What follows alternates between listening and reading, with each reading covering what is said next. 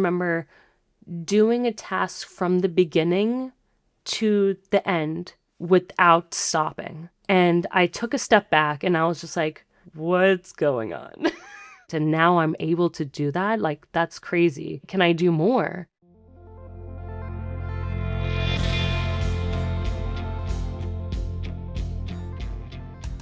Hi, everyone, and welcome back to ADHD Aha, the show where people share the moment when it finally clicked that they have ADHD. I think most of us have heard the message that if you give something your all, give it 110%, you'll succeed. And it should just be that simple. Well, my guest today, Rebecca Gonzalez-Ojeda, is an aspiring therapist who heard that message over and over again growing up as a child with diagnosed ADHD, and now, years later, is untangling how that shaped who she is today. Welcome, Rebecca. It's so nice to have you here today. Hi. First of all, thank you for being a listener of the show. Thank you for writing in. Yeah. And I was looking at that email. It was just, it really got me. Like the negative messages that you heard throughout your life and how you're confronting those messages today. Mm-hmm. I was thinking we could start in this interview in 5th grade because Okay. that's when you were diagnosed with ADHD. Is that right? Yes. So tell me about that. Tell me what led to that diagnosis. So just growing up, I was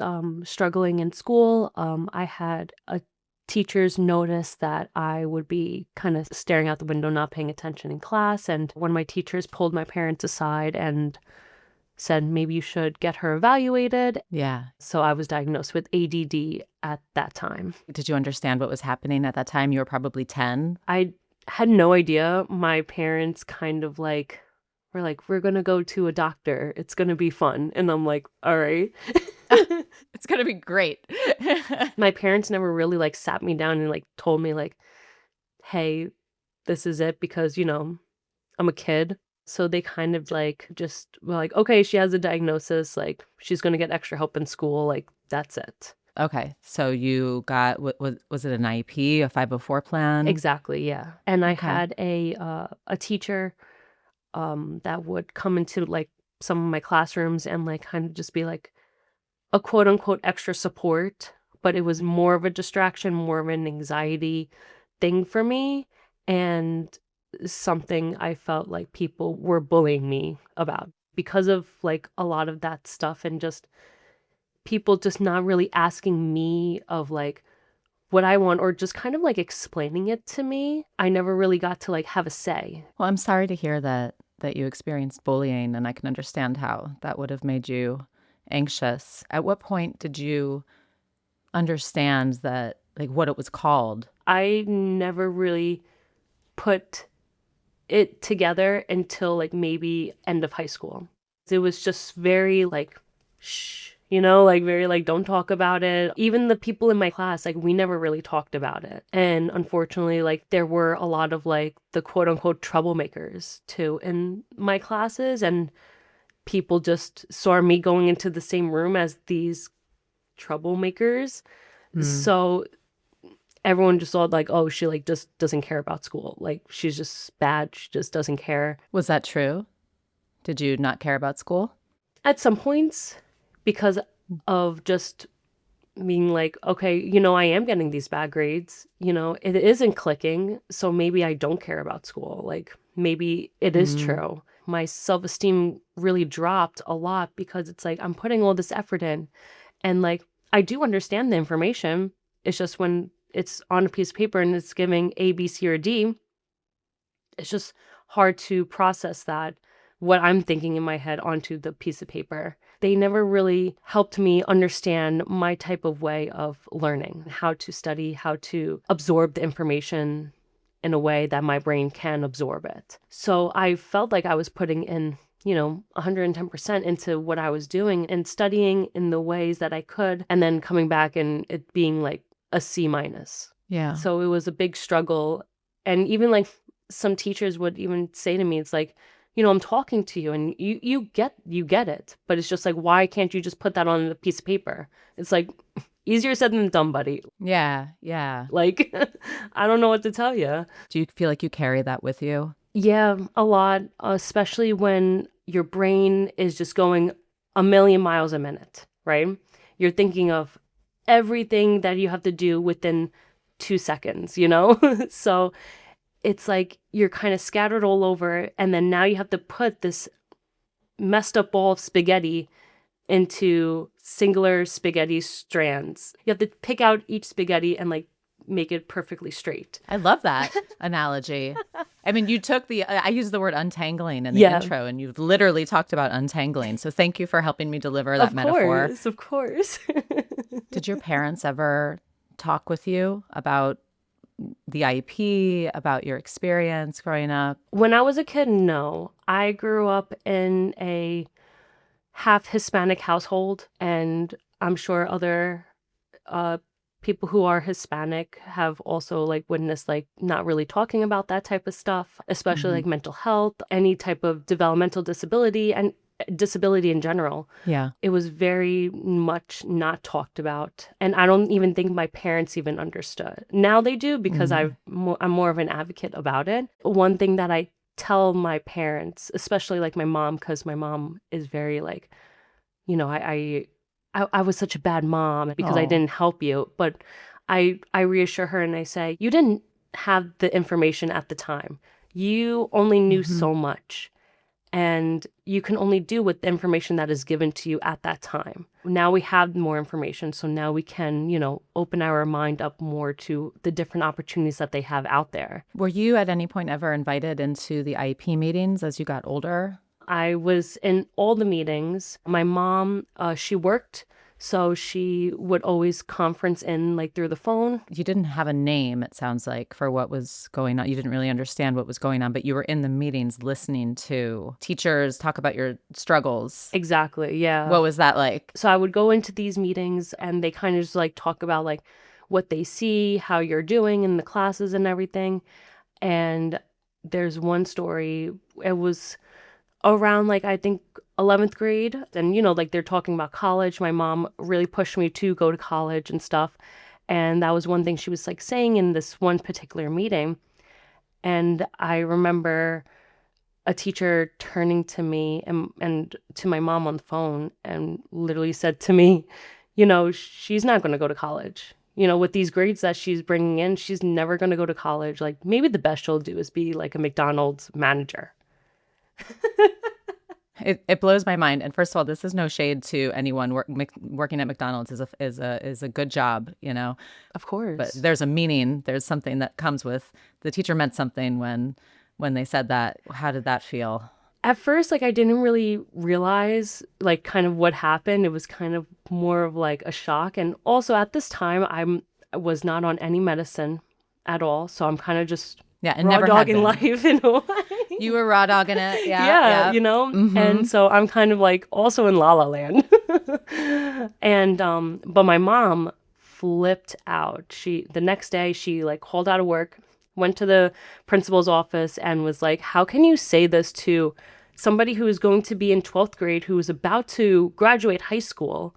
Like how can, you know, you have a teacher say that to this person, this child, you know? Yeah. It impacts their self-esteem and everything like that, you know? And so that's another reason why my mom really pushed me to pursue higher education and going to college and everything. You did go to college, though. You did it. Yes. What was that like? First of all, when you got into college, were you like na na na na na to your when I graduated college, my pictures for graduation was just like me, you know, being like, see, I did it. Were you flipping the bird? Oh, 100%. I did many pictures of that. Good for you. I went to community college first because I switched my major like around 5 times because I wasn't really sure what I really wanted to do. I was working at different nursing homes with actually my cousin who is a dance therapist. And cool. She introduced me to recreational therapy. That's when I went to SUNY Cortland, which is in upstate New York. And I studied recreational therapy and graduated with my undergrad in 2021. It's a huge accomplishment. It really is. Thank you. It really is, especially a person with ADHD. And not even just like, yes, ADHD, but also just you heard so many messages that you couldn't do it. I can't help but wonder, and it's not a competition, which made it more difficult for you, the ADHD or all those messages that you were getting? A combination of both, and also Yeah. being away from my supports. I'm from Long Island, New York, and I went all the way upstate, which is like 4 hours away, which for some people is not too far. Some people like me is very far away. I was a transfer student who is, I'm 21 at the time, so I'm not like with all the young freshmen and stuff. Mm-hmm. So it kind of like an oddball out in a way. And just like the beginning of really going away to school was the biggest struggle, because there were some classes that I had to take that wasn't in my realm of like my major. And of course, it was classes that I was really not interested in. So you eventually got, of your own volition, with your own agency, your agency as an adult now, hmm you got re-diagnosed with ADHD. You sought out another evaluation. Is that right? Yes. So when I finished college, I started working full time. And with that, I got my own insurance. I started noticing myself being a little bit more behind. The population that I was working with was very overstimulating for me too. I was working with individuals with developmental disabilities, and I absolutely I loved that job so much, and I wanted to be my very best for them. And I was like, you know what, maybe, I should start thinking about like medicine. And also at the time, as a recreational therapist, you have to be certified. And with that comes a big test. And I needed that extra push. So I reached out to a telehealth psychiatrist, and, they were asking me for like my old papers, but I'm like, this was when I was in 5th grade. So I Yeah. don't even think my parents even had it. So I had to get re-diagnosed again. And so they diagnosed me. Now I'm on medicine for it. Once I started taking medicine, like for the first time, was just like such an eye-opening experience Yeah. for me. I was like, I bet. it was just like mind-blowing. Describe it. Describe it for me. I remember taking it, and I remember doing a task from the beginning to the end without stopping. And I took a step back, and I was just like, what's going on?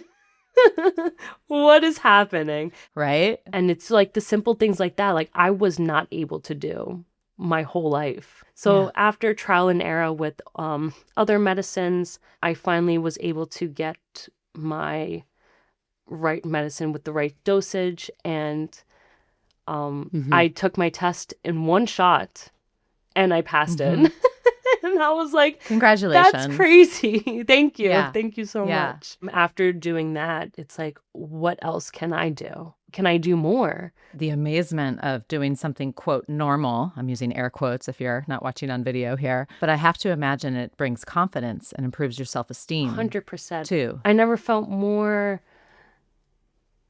proud of myself. More of like, I can do it. Mm-hmm. Like I've always had, the support of my family and friends and my husband cheering me on, and it's like, you are capable of doing it. But with what I've been through in the past, it's a little bit more challenging to think in that way. With being on medicine, it's really helped me to actually do it. At the beginning, when I was introducing you, I was talking about those messages people often receive, especially people with ADHD. Just give it 110% and you're going to succeed. Yeah. But it's not that simple. Yeah. Because it's not just about trying. Yes, there's effort that is required. Like, what kind of supports do you have as well? Yeah. To even make the effort have a chance of paying off. Yeah. Now that you're an adult and you're being treated for ADHD, what does it feel like now to look back on your experiences growing up? I'm a firm believer in like things happen for a reason, and I had to go through what I had to go through to shape me into who I am now. Unfortunately, growing up, I didn't have the option of going to therapy and having medicine. Yeah.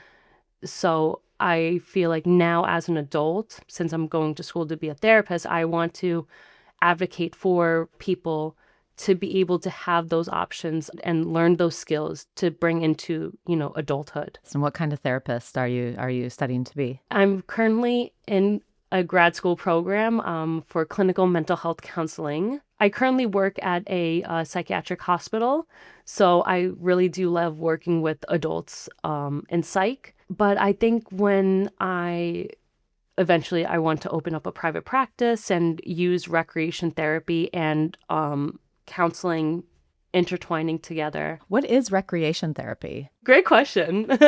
You're beaming. Yeah. Basically, what recreational therapy is that you are using different games and sports in a therapeutic way to help the individual that you're working with, using leisure as a therapeutic way to, enhance their life. I also like the term recreational therapy. Just sounds like cash. It's just cash therapy, we are the fun therapists. It sounds like it. I want to hang out with some recreational therapists. Yeah. Yes. When you were in 11th grade and you were applying for college, could you have envisioned that this is where you would be today? No way. When I was in high school, I wanted to be a wedding photographer. I was so infatuated with photography, and the hands-on work was just something that I saw myself being really good at. But that also led me to recreational therapy, which is another profession that is very hands-on. Mm-hmm. But I also knew, I wanted to help people. I wanted to be that therapist. But when I was younger, I was like, I can never do a grad program. I could barely do, high school. So how can I do a grad program? So it was just so not in the cards for me at the time. But once I finished my rec therapy degree, I know I can do more and I can succeed in a grad program. That's when I wanted to go towards clinical mental health counseling. So do you feel like giving 110% is enough now? Or maybe just 100 or 90% is enough now? I'm just curious, what percentage are you at? With school, I am giving myself that 100%. Good. Because sometimes giving that 110% leads into burnout. So let me say 90%. Okay, yeah. You're like, let me lower that a little bit. Yeah. That 90%, because you need that 10% to, wind down, take time for yourself so that you can be there for your clients. You could be there for your friends. You could be there for your family. You could be there for your partner. So giving that 90% and then having that, at least that 10% for yourself too. I couldn't agree more. I think that's beautiful. Thank you. If you give 110% to anything, then there's nothing left for yourself. Exactly. In fact, you have overextended yourself. Yeah. And I feel like a lot of people with ADHD do overextend themselves because in a way we have to prove ourselves, to show that we can do it, but we have to give more energy. It's important to take care of ourselves and to love ourselves and take time out to do that. Your mom must be so proud of you. She is. I know she is. It's been really awesome to talk to you, Rebecca. Thanks again for being a listener and for writing in. I'm really glad we had this opportunity to connect. I appreciate you all and all that you do here. I'm a really big fan, so thank you.